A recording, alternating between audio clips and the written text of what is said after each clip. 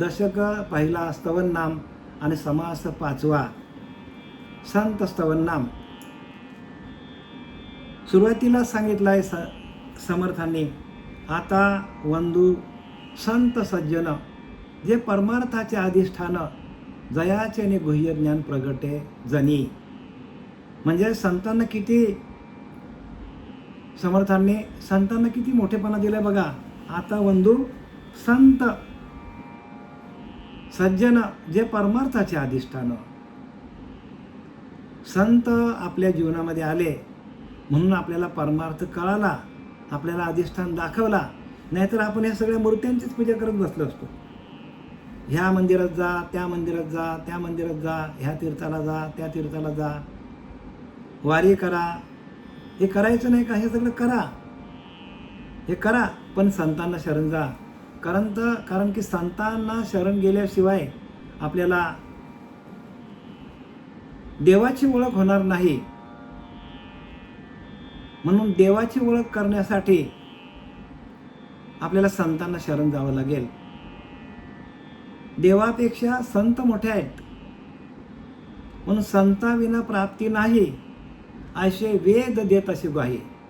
4 वेद, 6 शास्त्र, 18 पुराणे पण सांगतात की संताविना प्राप्ती नाही. जरी तुम्ही शास्त्र वाचले, जरी तुम्ही देवाला शरण गेले, तरी संतांशिवाय देव कोणी दाखवू शकत नाही.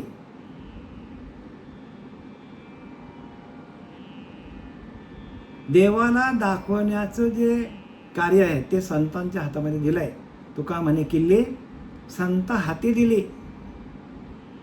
ज्यावेळेला तुकोबारायांना बाबाजी चैतन्य भेटले, ज्ञानोबारायांना निवृत्तीनाथ भेटले, जनाबाईला नामदेवराय भेटले, असं प्रत्येक संताला जे काही संत आता जगामध्ये प्रसिद्ध झालेले आहेत, अशा सर्व संतांनी काय केलेलं आहे, तर गुरुला शरण गेलेलं आहे. म्हणून गुरु गोविंद दोऊ खडे काके लागू पाय, बलहारी गुरु आपने जाके गोविंद दियो बताय. नानक सांगतो गुरु गोविंद दोऊ खडे, म्हणजे गुरु आणि देव दोन्ही समोरासमोर उभे आहेत. तर म्हणतो मी पहिल्यांदा पाया कोणाच्या पडायचं? बलहारी गुरु आपने जिने गोविंद दियो बताय. बघा, गुरुच्याच पहिला पाया पडायचा, नंतर देवाच्या पाया पडायचा. का? तर देवाची ओळख सद्गुरू करून देतात. म्हणून सद्गुरुविना प्राप्ती नाही ऐसे वेद देत अशी ग्वाही. रामाशी राम ठाऊक असता तर का शरण जाता वसिष्ठा. रामाला आपला आत्मा हा राम आहे हे कळण्यासाठी वसिष्ठ मुनींना शरण गेला. प्रत्यक्ष भगवंत आले, कृष्ण परमात्मा आला आणि तो पण संदीपानांना शरण गेला. त्यावेळेला त्यांना माहिती पडलं की आपला आत्मा हाच आपला राम आहे. आणि त्या आत्मारामाची ओळख करून घेण्यासाठी गुरुला शरण जायचा असतो. आणि आत्मा हाच आपल्याला शेवटपर्यंत आत्माराम हाच आपल्याकडे असणार. याच्या आधीही होता, आजही आहे आणि उद्याही तोच आत्मा आपल्याकडे असणार. मग त्या आत्म्याची ओळख घेण्यासाठी गुरूंना शरण जायचा असतो. आणि म्हणून गुरु गोविंद दोऊ खडे काके लागू पाय, बलहारी गुरु आपने जाके गोविंद दियो बताय.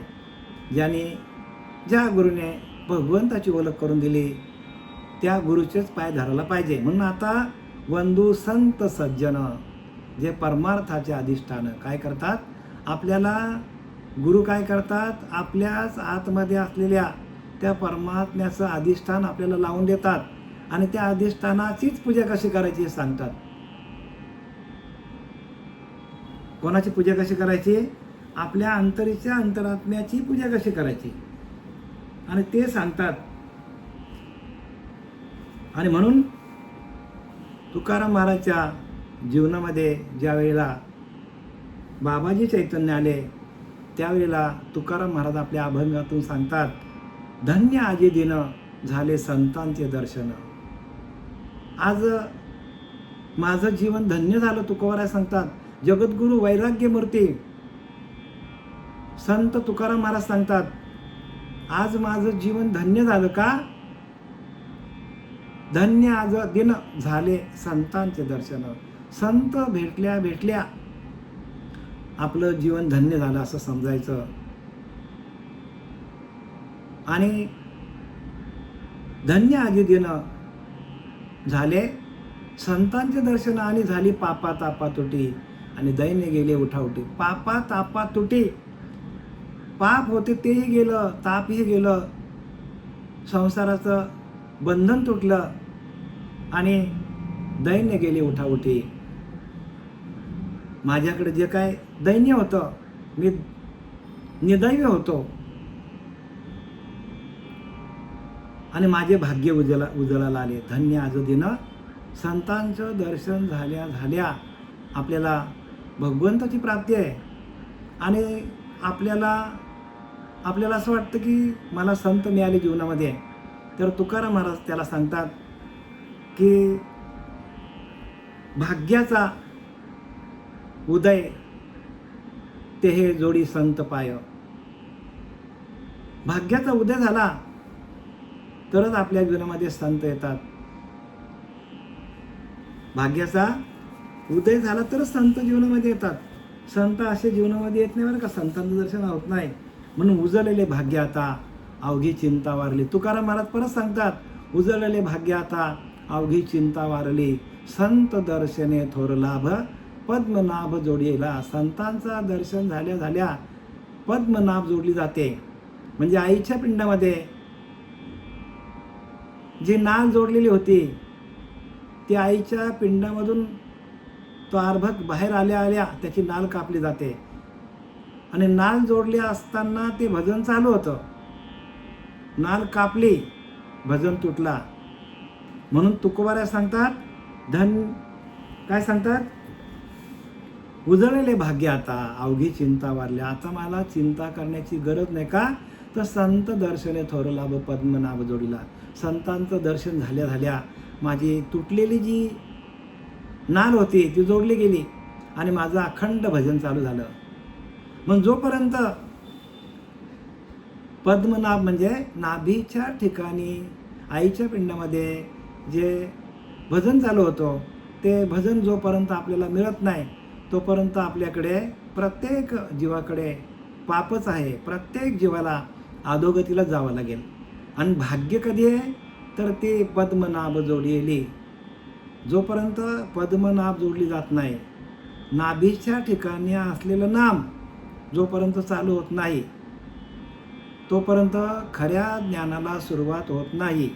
म्हणजे काय बाहेरचं ज्ञान आहे ते ज्ञान आहे, आत्मज्ञान नाही ते. आणि आत्मज्ञानाविना पार्था सर्व कर्म निरर्थकम. जेवढं आयुष्य घालवलं आपण, जोपर्यंत आपल्याच आत्म्याचं आपल्याला ज्ञान नाही, आपल्याच आत्म्याचं भजन कसं करायचं हे माहीत पडत नाही तोपर्यंत प्रत्येक माणूस अभागीच आहे. आणि म्हणून तुकोबाराय भाग्यवान झाले कधी? ज्यावेळेला बाबाजी भेटले त्यावेळेला. आणि बाबाजी भेटल्यानंतर तुकोबारायांच्या मुखातले उद्गार निघाले, उजळलेले भाग्य आता अवघी चिंता वारली. माझे भाग्य उदयाला आलं. संत दर्शने थोरला पद्मनाभ जोडीला.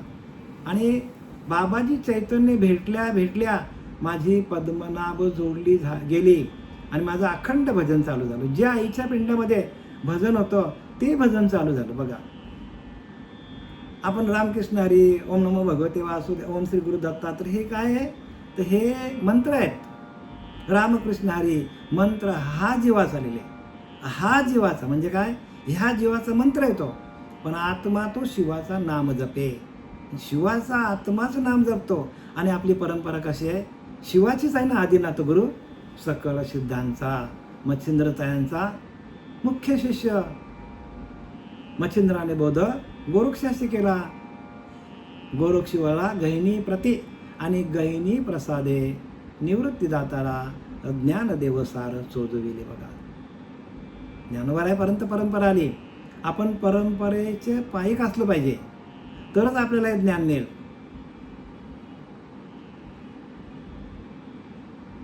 संपुष्ट हे हृदय पोटी करुणी पोटी साठू. तुकोबारा म्हणतात आता मी काय करेन की सगळं जे काही नाम आहे, माझी पद्मनाभ जोडल्यामुळे माझे अखंड हरिनाम चालू झाला. संपुष्ट हे हृदय पोटी करुणी पोटी साठू. काय संपुष्ट हे हृदय पेटी, हृदयरूपी पेटीमध्ये हृदयरूपी मंजुषीमध्ये मी ते नाम साठवून ठेवलं. संपुष्ट हे हृदय पेटी करुणी पोटी साठू. आणि तुका म्हणे होता ठेवा तो या भावे सापडला. तुकाराम महाराज म्हणतात की हा नामाचा हरिनामाचा ठेवा हा पहिलाच माझ्याकडे होता. तसं तुमच्या आमच्याकडे हरिनामाचा ठेवा पहिलाच तुमच्याजवळ आहे. तो कुठून आणावा लागला नाही बरं का. नाम कुठून आणावं लागत नाही, तो तुमचा अखंड चालू आहे. ते कुत्र्याचं चालू आहे, ते मांजराचं चालू आहे, ते उंदराचं चालू आहे, सगळ्यांचं नाम चालू आहे. पण त्यांना त्याची जाणीव नाही, कारण त्यांना बुद्धी नाही. आणि बुद्धिमान माणूस तोच आहे मनुष्य. आणि त्या मनुष्याला अखंड भजन चालू राहण्यासाठी भगवंताने गुरुला शरण जाण्यासाठी अनेक प्रकारचे प्रयत्न, अनेक प्रकारचे अभंग लिहिलेले आहेत. संतांशी शरण गेल्याविनं न कळे नाम. संतांना शरण गेल्याशिवाय नाम काय ते कळत. नाव सगळ्यांना माहिती आहे. राम हे देहाचं नाव आहे, कृष्ण हे देहाचं नाव आहे. नाम हे कोणाचं नाव आहे तर नाम ते प्रत्येक जीवाच्या स्वरूपाचं नाम आहे. आणि ते स्वरूप आपल्याकडे यायला पाहिजे. आणि त्यावेळेला स्वरूप साक्षात्कार होतो. ज्यावेळेला नामाचं अखंड चिंतन चालू होतं त्यावेळेला आपल्याच आत्मस्वरूपाचं आपल्याला दर्शन होतं. गुह्य बरं काय. पिप्पिलिका मार्गे हालो हालो घडे विहंगमे फळाशी गाठी पडे. हा विहंगम मार्ग आहे. जसा एखादा पोपट आहे,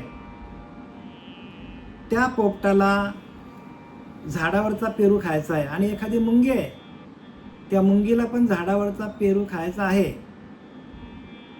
पोपटाला पण इच्छा खायची आणि त्या मुंगीला पण खायची इच्छा आहे.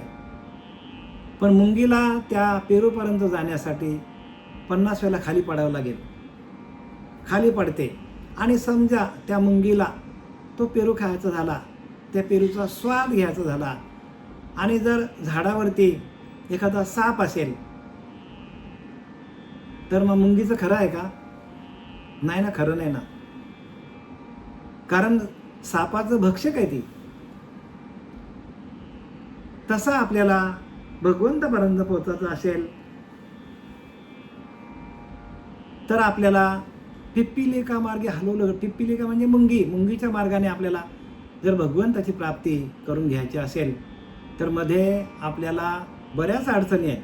जसं त्या झाडावर चढताना त्या मुंगीला साप आहे, अजून कुठला कीटक असेल, अजून पक्षी असेल, खाऊन टाकेल. तसं आपल्याला हळूहळू आपण जर भगवंताच्या प्राप्तीसाठी गेलो तर मध्ये आपल्याला बरेच अडचणी आहेत. विषयच आपल्याला घेऊन जातात. काम आहे, क्रोध आहे, लोभ आहे, ते आपल्याला घेऊन जातात. परत आपल्याला काळ आहे, काळ आपल्याला तपलेलाच आहे की कधी आयुष्य संपतो आणि कधी मी याला घेऊन जातो. यम आहेत आपल्या, काळ म्हणजे यम आहे. असं आपल्याला पण त्या भगवंतापर्यंत पोहोचण्यासाठी भरपूर अडचणी आहेत. म्हणून पिप्पिलिका मार्ग आता आपल्याला जे काही 30-40च्या वरती असतील त्यांनी बाद करून टाका. आता विहंगम मार्गाने जा. जसं पोपट आहे, काय करतो, वरच्या वरती येतो, पेरू घेतो आणि निघून जातो. कुठलाही पक्षी बघा, त्याला विहंगम मार्ग म्हणतात.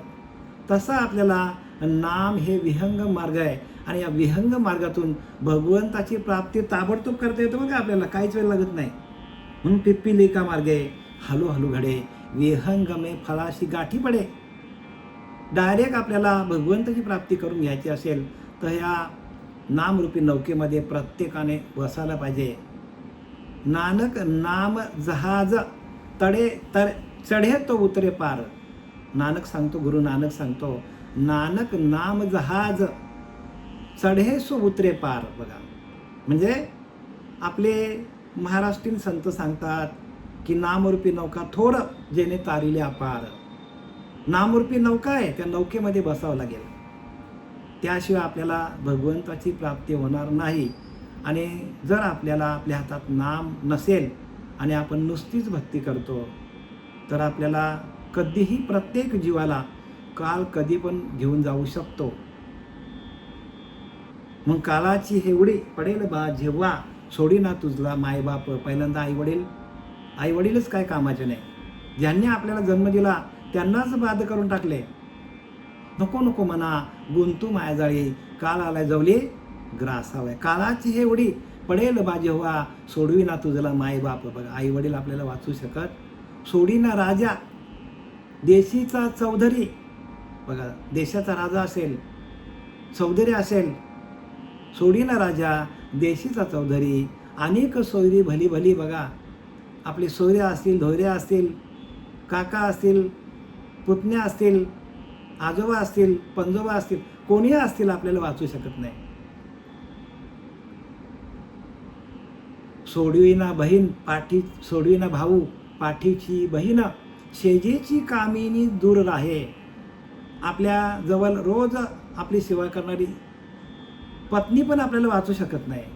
सोडविना भाऊ पाठीची बहीण, शेजेची कामीन दूर राहे. बघा, म्हणजे आपल्याजवळ आपली जीवनसाथी ती पण न वाचू शकत आपल्याला. म्हणून तुकोबाऱ्या सांगतात, तुका म्हणे सोडविना एका चक्र पाणी वाचून. आपल्याला जो नाम दिलेला आहे तो नाम कसा आहे, सुदर्शन चक्रासारखं काम करतो तो नाम. आणि म्हणून नाम घ्या. नाम घेता उठा उठी, होय संसाराची तुटी. होय संसाराची तुटी, होय संसाराची तुटी. ऐसा लाभ बांधा गाठी, विठ्ठल पाया पडे मिठी. विठ्ठल पाया पडे मिठी, विठ्ठल पाया पडे मिठी. नाम घेता उठा उठी, होय संसाराची तुटी. जर आपण उठताना, बसताना, खाताना, पिताना, झोपताना सर्व कार्य करताना आपण जर भगवंताचं नाव घेतलं तर संसाराची तुटी म्हणजे जीवन मरणाचं जे चक्र आहे, जन्माला येणं आणि मरणं, या संसाररूपी चक्रातून, जन्म मरणाच्या चक्रातून आपल्याला बाहेर काढतो, असं तुकाराम महाराज सांगतात. बरं का, सगळ्या संतांनी हेच लिहिलेलं आहे. पण आपण अभागी आहोत. प्रत्येक माणूस हा अभागी आहे. निदेवाच्या पारिवारी, लोह्या रुतल्या आहेत सहस्त्रवारी. परी तेथ बैसून उपवास करी, का दारिद्र्य जी आहे. ज्ञानोबा सांगतात, निदैवाच्या पारिवारी म्हणजे मनुष्य निदैवी आहे. लोह्या रुतल्या आहेत सहस्त्रवारी. ज्या ठिकाणी तो बसलाय त्या ठिकाणी काय, तिथे हिरे माणिक मोती सगळे आहेत. पण त्याचं बैसून उपवास करी, त्याच्यावरतीच बसलोय आपण आणि आपण उपाशी मरतोय. का दारिद्र्य जी, आपण दारिद्र्य, आपल्याला दारिद्र्य आलेलं आहे. का आलेलं आपल्याला दारिद्र्य? तर आपल्या ज्या ठिकाणी आपण बसलोय, ज्या ठिकाणी आपण ध्यान करतो, त्या ध्यानाच्या ठिकाणी, त्या नाभीच्या ठिकाणी आपल्याला भगवंताची प्राप्ती आहे.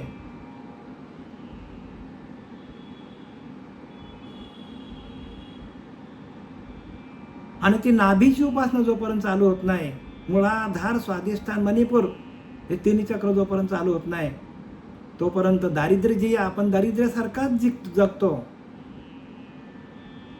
का दारिद्र्य जी आहे म्हणजे याचा अर्थ काय, प्रत्येक माणूस दरिद्रीच आहे. हो का, तर त्याला भगवंताची प्राप्ती नाही, नाभीची उपासना माहीत नाही, नाम माहीत नाही.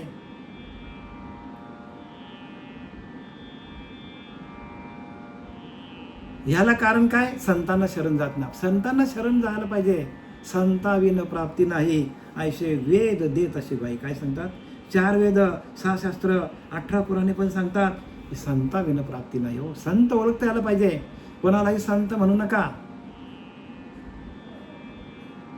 म्हणून तेची संत ज्यांचा हेत विठ्ठली, नेनती काय टानाटोना, नाम स्मरणा वाचुनी. बघा, संत आपल्याला सांगतात अरे बाबा फक्त नाम घे. उठताना, बसताना, खाताना, पिताना, झोपताना, सर्व काही करताना नामच घे. नामाशिवाय दुसरा उपाय काय नाही जगामध्ये. भजनच पाहिजे हो. या कलियुगामध्ये कलियुगी उद्धार हरीच्या नामे लिहिले, स्पष्टपणे लिहिले. सकळांशी येथे आहे अधिकार, कलियुगी उद्धार हरीच्या नामातूनच उद्धार आहे. सकळांशी, बरं का, सकळांशी म्हणजे आधी अनादी काळापासून जेवढे जीव आहेत तेवढ्या सगळ्यांना उद्धार करण्याचा एकमेव साधन असेल तर ते म्हणजे हरिनाम. सकळांशी येथे आहे अधिकार, कलियुगी उद्धार हरीच्या नामातूनच उद्धार होणार आहे. आणि ते नाम आपल्या हातात यायला पाहिजे. आणि ते नाम जोपर्यंत हातात येत नाही तोपर्यंत आपली काही धडगत नाही. आपण मागच्या वेळेला या संत रामदास स्वामी यांनी श्रीमद दासबोध लिहिलेला आहे. आणि याच्यातील दशक पहिला संत स्तवननाम, दशक पहिला समास पाचवा संत स्तवननाम, दशक पहिला स्तवननाम आणि समास पाचवा संत स्तवननाम. आपण मागच्या वेळेला 17पर्यंत आलो होतो. ओवी क्रमांक 17. संत विश्रांतीची विश्रांती. काय? संतांच्याकडे गेलो तर आपल्याला विश्रांती आहे. विश्रांती हो, विश्रांती म्हणजे काय? विश्रांती. अंतकाळी आपल्याला आपल्याच देहाचं विसर पडलं पाहिजे. नाही तर आपल्याच देहाचं विसर जर अंतकाळी आपल्याला पडलं नाही तर काय होईल सांगा मला तुम्ही? काय होईल? आपण देहबुद्धीमध्ये अडकणार. त्या देहाचं स्मरण राहणार आपल्याला. आणि देहाचं स्मरण माणसाला अधोगतीकडे घेऊन जातो. आतमध्ये असलेल्या परमतत्वाचं स्मरण व्हायला पाहिजे. आतमध्ये असलेल्या त्या परमात्म्याचं भजन आपल्याला जमलं पाहिजे. देहाचा पूर्णपणे विसर पडला पाहिजे. आणि देहाचा विसर पडणारी साधना जी आहे त्या साधनेला नाम म्हणतात. नाम लक्षात घ्या. आणि म्हणून इथं काय लिहिलंय? संत विश्रांतीची विश्रांती. म्हणजे अंतकाळी संत आपल्याला आपल्याच देहाचा विसर कसा पडेल ह्याच्यासाठी आपल्याकडे काय करतात? आपल्याकडनं ध्यान करून घेतात, ध्यानाला बसवतात. आणि ध्यानाला बसून आपल्याला आपलं नाम प्रगट करण्याचं सामर्थ्य कोणाकडे आहे? संतांकडे आहे. म्हणून संताविन प्राप्ती नाही. संतांशिवाय नाही बरं का. उपदेश करणारे गुरु बरेच आहेत पण दीक्षा गुरु एकच असतो, लक्षात घ्या. उपदेश करणारे रामकृष्ण हरी, ओम नमो भगवते वासुदेवाय, अजून कुठले मंत्रतंत्र देतील तुम्हाला, पण दीक्षा गुरु तुम्हाला एकच असतो. ज्याने एकदा दीक्षा दिली की तुम्हाला तुमच्याच आतमध्ये असलेल्या परमतत्वाशी एकरूप करतात ते गुरु.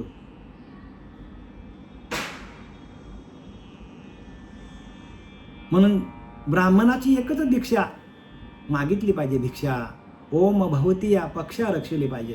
समर्थ सांगतात ब्राह्मणाची एकच दीक्षा मागितली पाहिजे. भिक्षा ओम भवती या पक्षा रक्षली पाहिजे. म्हणजे आकार उकार आणि मकारांचा आपला देह, मकाराचा देह, या देहाला त्या परमतत्वामध्ये, त्या परब्रह्माशी, त्या आत्मदेवाशी आपल्याला कसं एकरूप करता येईल ही भिक्षा मागायची माणसाने. ब्राह्मणाची एकच दीक्षा मागितली पाहिजे. भिक्षा मागून जो जेविला तो निराहारी बोलिला. बघा, निराहारी म्हणजे आहार न घेताना तो जेवला, तृप्त झाला. म्हणजे कोणती भिक्षा मागितली त्याने? तर त्यांनी आपल्या देहाचा निराश कसा होईल, भगवंत या देहाचा निराश करून भगवंताशी एकरूप कसं होता येईल, याला भिक्षा म्हणतात.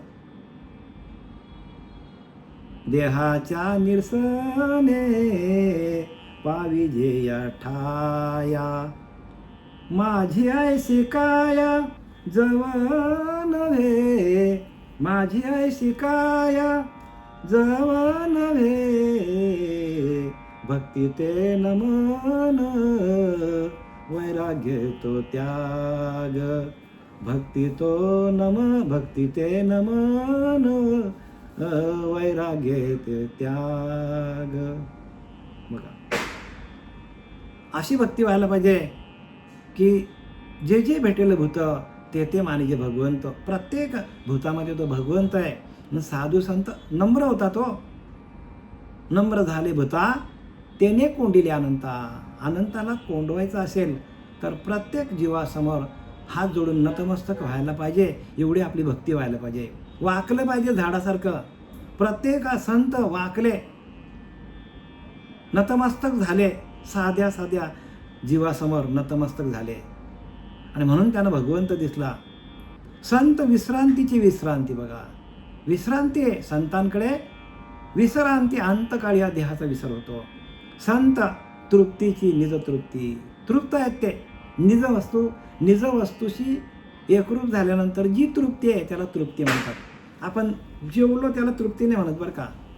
आपण खूप पैसा कमवला त्याला तृप्ती नाही म्हणत.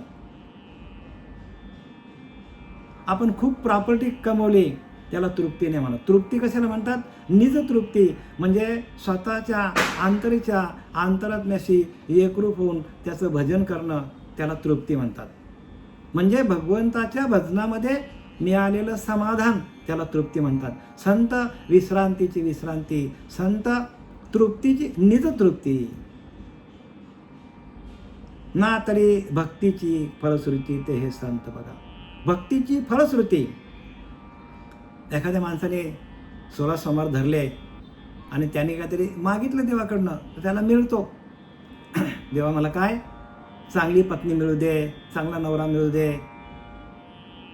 काहीतरी माणूस मागतच असतो. घर चांगलं मिळू दे, नोकरी चांगली मिळू दे, मुलगा चांगला वागू दे, काहीतरी माणसाचं असतं मागणं. पण इथं सांगतात काय? ना तरी भक्तीची फलश्रुती ते हे संत. भक्ती करता करता भगवंताचं भजन करता करता आपल्याला भगवंताची प्राप्ती होणं ही फलश्रुती आहे. भगवंताचं आत्मदर्शन होणं ही फलश्रुती सांगतात. फलश्रुती काय आहे?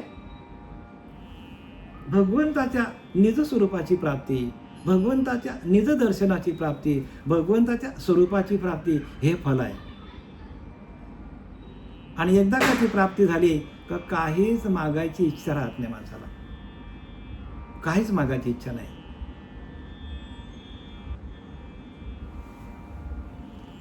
संत धर्माचे धर्मक्षेत्र. संत काय करतात? धर्माचे धर्मक्षेत्र, संत स्वरूपाचे सत्पात्र.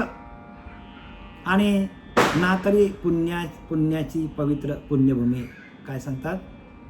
पुण्याची पुण्यभूमी. म्हणजे संतांकडे एवढं पुण्य असतो त्यांच्या देहाकडं. देहच त्यांचा काय आहे? पुण्य. देहच त्यांचा, क्षेत्रच त्यांचा पुण्य झालेला असतो. क्षेत्र आणि क्षेत्रज्ञ, त्यांच्या क्षेत्रावर त्या क्षेत्रज्ञाचं त्यांना अनुभूती आल्यामुळे, म्हणजे भगवंताची अनुभूती आल्यामुळे त्यांचा देह पुण्यवान असतो. आणि म्हणून इथं काय सांगतात? संत धर्माचे धर्मक्षेत्र. म्हणजे संतांच्या देहरूपी मंदिरात संत धर्माचे धर्मक्षेत्र. म्हणजे संत तीर्थाप्रमाणे धर्माला जायचं. जसं आपण तीर्थाला, प्रत्येक माणूस तीर्थाला जातो आणि तिथे शुद्ध होतो, तसं संत हा तीर्थाप्रमाणे धर्माला जागवितो. म्हणजे संत शिक्षण कसलं देतात? धर्माने वागा, शास्त्राप्रमाणे वागा, अधर्माने जगू नका, वागू नका. संतांचे अंतःकरण म्हणजे आत्मस्वरूप ठेवण्याचे उत्तम भांडेच होय बघा. आत्मस्वरूप ठेवण्याचे उत्तम भांड. संतांचं आत्मा हा कसा आहे? तर उत्तम ज्ञान साठवून ठेवण्याचं भांड आहे संतांचं. सत्पात्र काय लिहिलं आहे? संत स्वरूपाचे सत्पात्र. म्हणजे आपल्या आत्मस्वरूप पात्रामध्ये भगवंताला साठवून ठेवतात. आत्मस्वरूप पात्रामध्ये भगवंताला साठवून ठेवतात संत. म्हणून संत काय? संत स्वरूपाचे सत्पात्र. स्वरूप साक्षात्कार करून त्या स्वरूपाशी एकरूप राहून त्या भगवंताचं भजन करतात. ना तरी पुण्याची पवित्र पुण्यभूमी. त्यांचं देहच पुण्य असतो.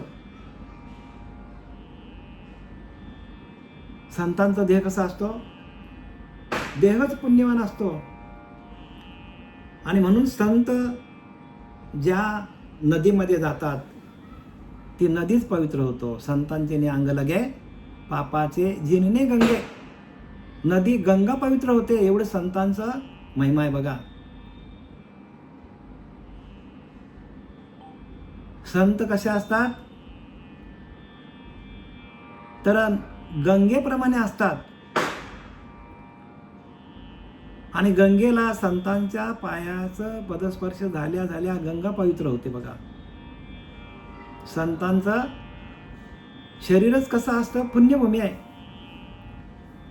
आणि त्या पुण्यभूमीचं म्हणजे त्या शरीराचं संतांचे अंग लगे पापाचे जिनेने गंगे त्याने संत संगे सुचित्व कैसे. ज्ञानोबा सांगतात, संतांच्या अंगसंगाने, संतांच्या पदस्पर्शाने गंगा, जमुना, सरस्वती ह्या नद्या पवित्र होतात. मग तुम्ही आम्ही शुद्ध होऊ शकत नाही का? संतांचे अंग लगे पापाचे जिनने गंगे त्याने संत संगे सुचित्व कैसे. मग संतांच्या संगतीमध्ये आपण पवित्र होऊ शकत नाही का, असं ज्ञानोबा सांगतात बरं का. म्हणून कसं आहे ते तर ना तरी पुण्याची पवित्र पुण्यभूमी. त्यांचं शरीरच पुण्य आहे, पुण्याची भूमी आहे. म्हणजे नखशिकांत भगवंताचं भजन असतं त्यांचं, आणि म्हणून ते पवित्र आहेत. संत धर्माचे धर्मक्षेत्र, संत स्वरूपाचे सत्पात्र, ना तरी पुण्याची पवित्र पुण्यभूमी. संत समाधीचे मंदिर बघा. आपण कुठल्या मंदिरामध्ये जातो, मंदिरामध्ये जातो, पण संतांचा देहच मंदिर आहे.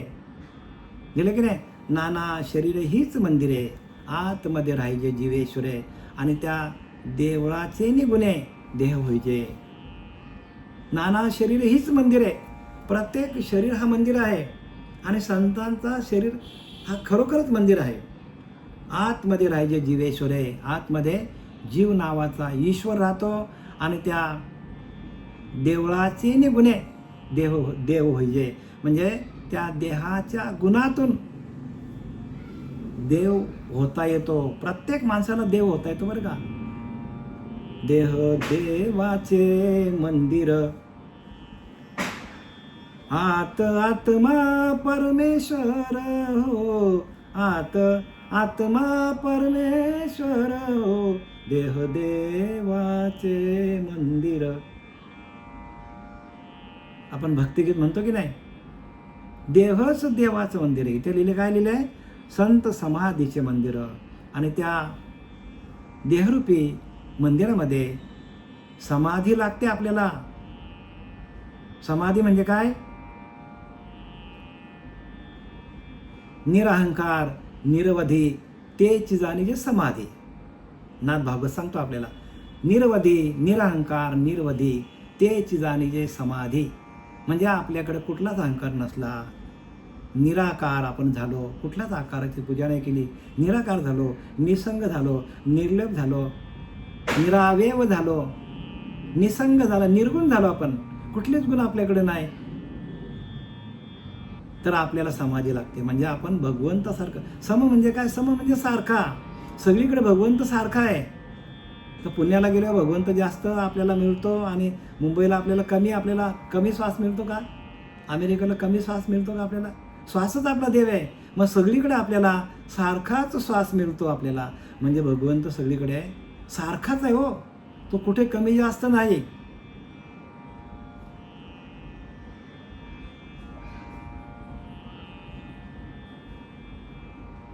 तो कुत्र्यामध्ये सारखा आहे, मांजरामध्ये सारखा आहे, उंदरामध्ये सारखा आहे, सगळीकडे सारखा आहे. कमी जास्त भगवंत नाही बरं का.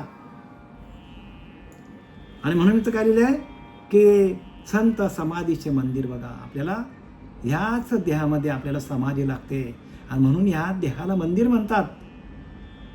संत विवेकाचे भांडार. विवेक आपल्याला ह्याच देहातून प्रगट होतो. आपल्याला विवेक काय मूर्तीत प्रगट होतो का मला सांगा. विवेक आपल्या आतमध्ये प्रगट होतो, देहामध्ये. म्हणून देह हाच आपला मंदिर आहे, आणि देहाला चालवणारा तो परमात्माच आपला ईश्वर आहे. लक्षात घ्या, परत परत सांगण्याची गरज नाही. हे पक्क लक्षात घ्या की देव आपल्या आतमध्येच आहे. अहम ब्रह्मास्मी, आपणच परब्रह्म आहोत. आणि त्याच्यासाठी सगळी शास्त्र लिहिलेली आहेत. शास्त्र कशासाठी लिहिलेले आहेत की तुम्हीच परब्रह्म आहात. पण आपण ती शास्त्र वाचत नाही. आपल्याला कोणीतरी इकडची तिकडचं आपण ऐकण्याची सवय झालेली आहे. कुठल्या तरी पंथामध्ये जातो आणि तिथे आपल्याला लोक सांगतात ते आपल्याला खरं वाटतं, ते खोटं आहे. तुम्ही ज्ञानोबाऱ्यांना धरा, तुकोबाऱ्यांना धरा, नाथबाबांना धरा, तरच आपलं जीवन सार्थक आहे. श्रेष्ठ संत आहेत. जगद्गुरु तुकोबाऱ्याला जर आपण धरलं नाही, सदेह वैकुंठा गेले, अशा संतांना आपण धरायला पाहिजे. त्या संतांचं वाचन करायला पाहिजे. संतांनी जे काय लिहिलंय त्याचं आपण अवलोकन करायला पाहिजे हो. म्हणून शास्त्र घ्या. शास्त्राशिवाय काय खरं नाही. शास्त्रच आपल्याला खरं सांगू शकतो. बाकी जगामध्ये जे काय चाललेलं आहे तो बाजार चाललाय. बाजार लोक आहेत सगळे हो. या बाजारामध्ये आपण कुठं हरून जाऊ आपल्याला माहीत पडणार नाही. आणि प्रत्येक माणूस हरवलेलाच आहे. आणि म्हणून प्रत्येकाने वाङ्मय वाचा, ज्ञानेश्वरी वाचा, तुकोबारांची गाथा वाचा, एकनाथी भागवत वाचा, नाही तर वाचाल तर वाचाल हो. पण त्यासाठी आपल्याला साधना पाहिजे, ध्यान पाहिजे. श्री गुरु तेवढ्या लेवलचा पाहिजे. उपदेश करणारे गुरु नको आहे, दीक्षा गुरु पाहिजे हो.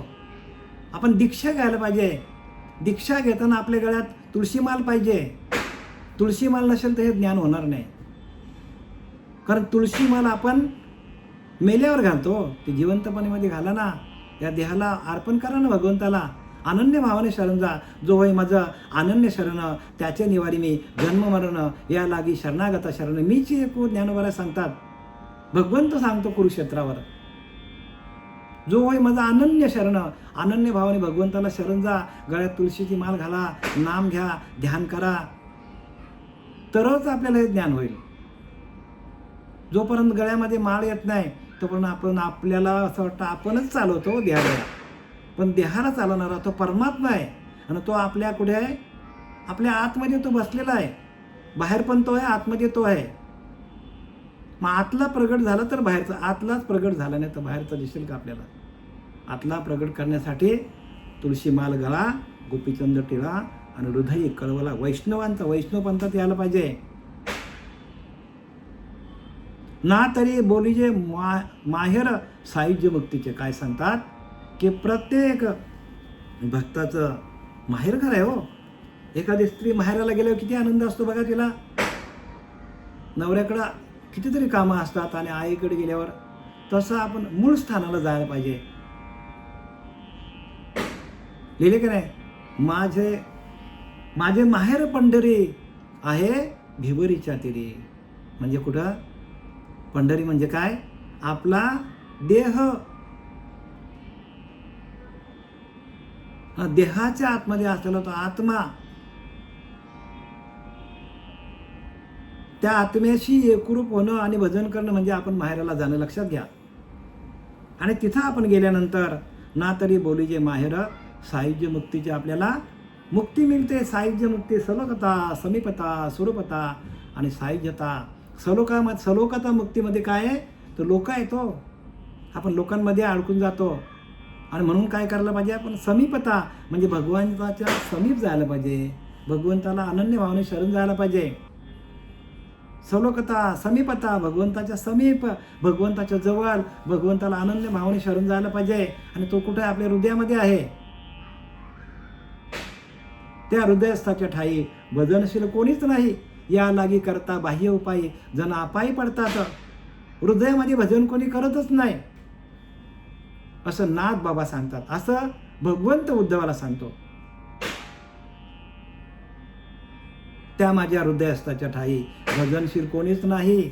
या लागी करता बाह्य उपायी जण अपायी पडतात. अपायामध्ये पडणार. जे जे करशी आणि काही नामा करते तत्व नाही. आकारुनी सांगे तो का नाम घेता राहू नका. ते नाम आपल्याला जमलं पाहिजे हो. नामामध्ये शक्ती आहे.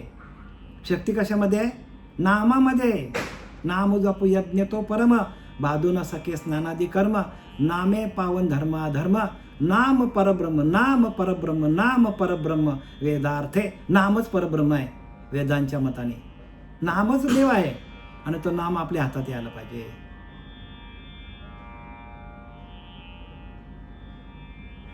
आणि त्यासाठी आपले सातत्याने प्रयत्न असले पाहिजे बरं का. ह्याच देहाचा पुढचा देह कुठे मिळेल, काय मिळेल, कोणता मिळेल, काही सांगू शकत नाही. म्हणून काय लिहिलं आहे, ना तरी बोलीजे माहेर साहित्य मुक्तीचे. म्हणजे सलोकता, समीपता, स्वरूपता, आपल्या आत्मस्वरूपाशी एकरूप राहणं याला स्वरूपता म्हणतात. आणि आपल्या स्वरूपाशी आपण एकरूप झालो तर आपण त्या भजनानंदामध्ये जातो, नामामध्ये जातो आणि आपल्या हातात ते नाम आलं, आपल्या हातात ते नाम आलं आणि आपण स्वरूपाशी एकरूप झालो, आपल्याला स्वरूप साक्षात्कार झाला, तर मग आपल्याला सायुज्यता मुक्ती आहे. म्हणजे सगळ्या विषयांपासून आपण मुक्त, भगवंताशी एकरूप होणं, सगळ्यापासून मुक्ती, त्रिगुणांपासून, अहंकारापासून, विषयांपासून, सगळ्यांपासून मुक्ती. आपल्याला कुठलेच विषय आपल्या पिंडामध्ये नसतील त्यावेळेला आपल्याला सायुज्यता मुक्ती आहे. कुठलाच विषय पिंडामध्ये पाहिजे ना आपल्याला. काम, क्रोध, लोभ, मद, मत्सर, दंभ, संशय, चिंता, इच्छा, आकांक्षा, कामना, भावना सगळ्या सुटला पाहिजे आपला. त्यावेळेला आपला सायुज्य मुक्ती. आपल्याकडे अजून आहेच, आपल्याला प्रपंचाचा लोभ आहे अजून. आणि म्हणून आपल्याला सायुज्य मुक्तीकडे जाण्यासाठी आपल्याकडे भजन असलं पाहिजे. संत सत्याचा निश्चय बघा. संत कसे असतात? सत्याचा निश्चय. संत कसा आहे? सत्याकडे वळता तो सत्य. सत्य तू, सत्य तू, सत्य तू, सत्य तू नारायण. सत्य आहे, भगवंत सत्य आहे. आणि त्या संत सत्याकडे नेतात आपल्याला. फलकट संसार येथे सार भगवंताकडे घेऊन जातात आपले संत.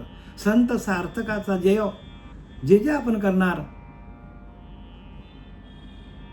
ते काम आपल्याला सार्थकी लागतो. आणि मग भगवंताच्या नामस्मरणातून केलेलं कार्य सार्थकाला लागतो. आणि मग सार्थकाचा जय, संत प्राप्तीचा समय सिद्धरूप. आणि संत कसा आहे? प्राप्तीचा समय. संत काय करतात? आपल्याच आत्मवस्तूशी, आत्मस्वरूपाशी आपल्याला एकरूप करतात.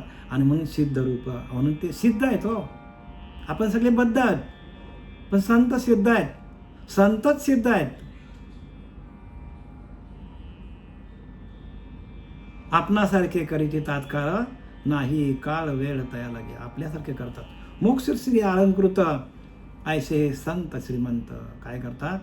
मोक्ष श्रिया अलंकृत म्हणजे आपल्याला काय करतात? मोक्ष श्री अलंकृत म्हणजे संत काय देतात? तर संत मोठी श्रीमंती देतात आपल्याला. आपल्याला श्रीमंत बनवतात. मोक्षरूपी संपत्तीने ते श्रीमंत बनवतात आपल्याला. म्हणजे आपल्याला मोक्ष हीच आपली श्रीमंती आहे. जर आपण मोक्षाला गेलो नाही, आपल्याला मोक्ष मिळाला नाही, तर मग आपण गरीब म्हणजे काय? गरीब म्हणजे अधोगती. हो, म्हणून इथं काय लिहिलं आहे? आपल्याला श्रीमंत बनवतात. असंख्य दरिद्री जीवांना ते मोक्ष लक्ष्मी देऊन संतांनी राजासारखे वैभवशाली केले. असंख्य दारिद्र्य जीवांना, अनेक जीव दारिद्र्य आहेत, पण त्यांना मोक्षाला घेऊन जातात संत. संतांकडे तेवढी ताकद आहे. संतांकडे नामाची शक्ती आहे. आणि त्या नामाच्या शक्तीतून नामरूपी नौका थोडं जेणे तारिल्या पार, त्या नौकेमध्ये आपण बसायला पाहिजे. नानक नाम जहाज चढे सो उतरे पार. त्या नामरूपी नौकेमध्ये आपण बसलो तर आपल्याला पलीकडे जाता येतो. आणि काय करतात? असंख्य दारिद्र्य जीवांना काय केलं? श्रीमंत बनवलं. आणि संतांनी राजासारखे वैभवशाली केले. अर्थात अनेक अज्ञानी माणसांना त्यांनी आत्मज्ञान संपन्न केले. ते काय करतात? आत्मज्ञानांनी संपन्न करतात. आपल्याला आपल्याच आत्म्याशी एकरूप करून आपल्याच आत्म्याच्या भजनानंदामध्ये जाऊन आपल्याला भजन करायला सांगतात. आणि म्हणून काय लिहिले ते की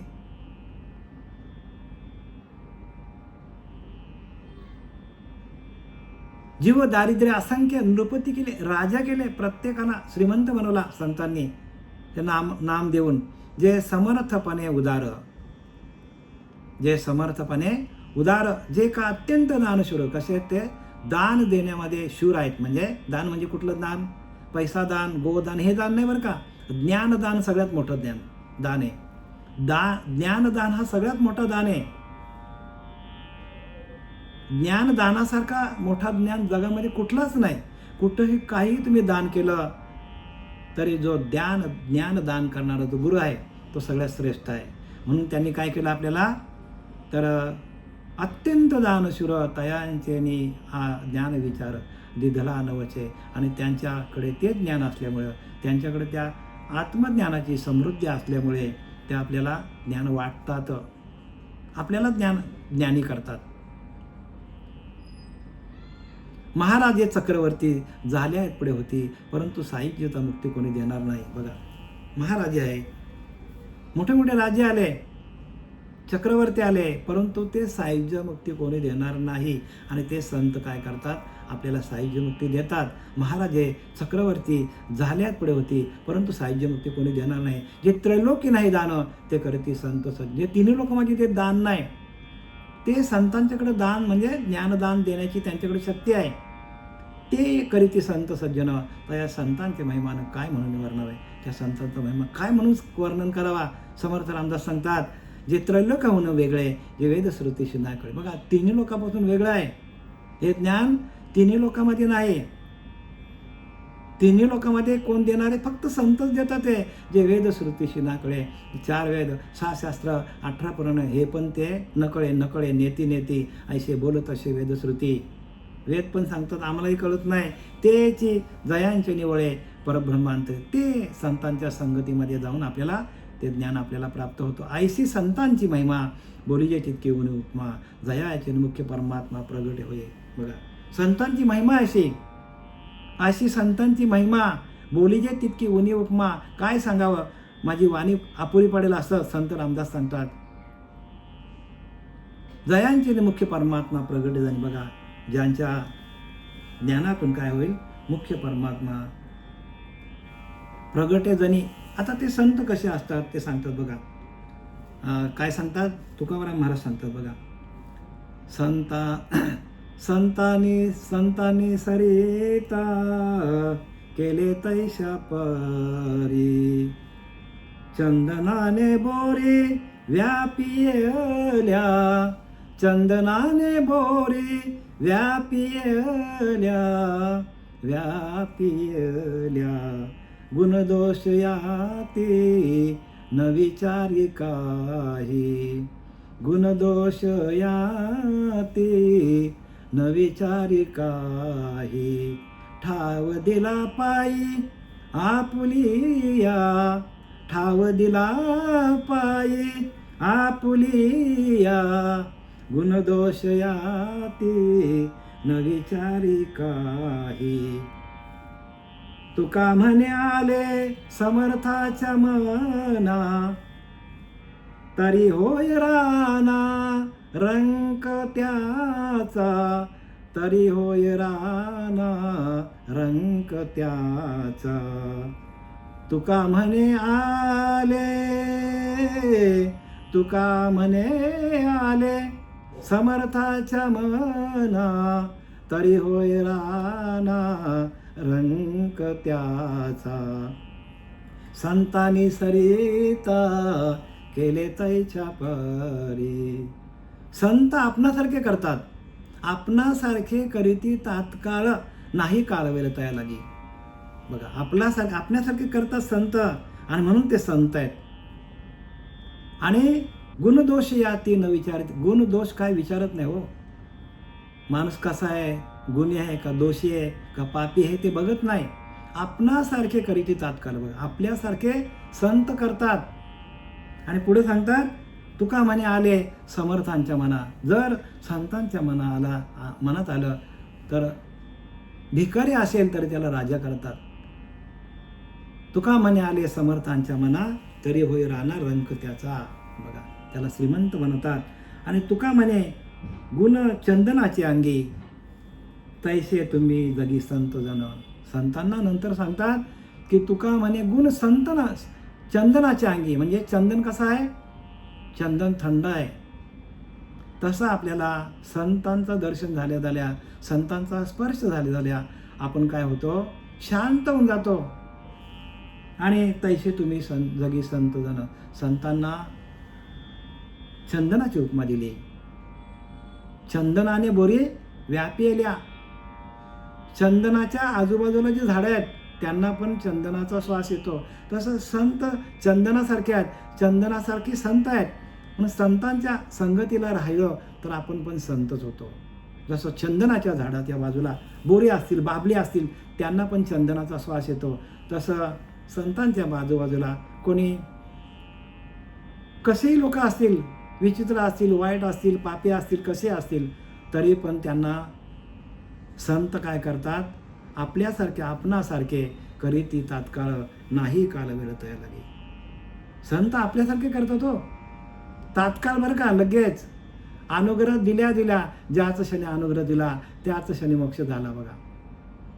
ज्या वेळेला अनुग्रह देतात त्यावेळेला आपल्याला मोक्षाला घेऊन जातात, मोक्षच आपल्याला मिळतो. बंधन काय आत्म्याशी बोलूच नाही, आत्म्याला बंधनच राहत नाही, आत्मबंधनात नाहीच आहे. मग ते अनुग्रह काय करतो, आपल्या अंतःकरणावर आलेला मळ विक्षेप आवरून काढून टाकतो आणि आपल्याला परब्रह्म तत्वाशी, आपण परब्रह्मच आहोत, मूळ तत्वाला आपल्याला घेऊन जातात संत. म्हणून पाहता आपले मूळ स्थान सहजचे उड्या अज्ञान, या नावबोलीचे ब्रह्मज्ञान, आपल्याला मूळ तत्वाला घेऊन जाणारे संतच आहेत.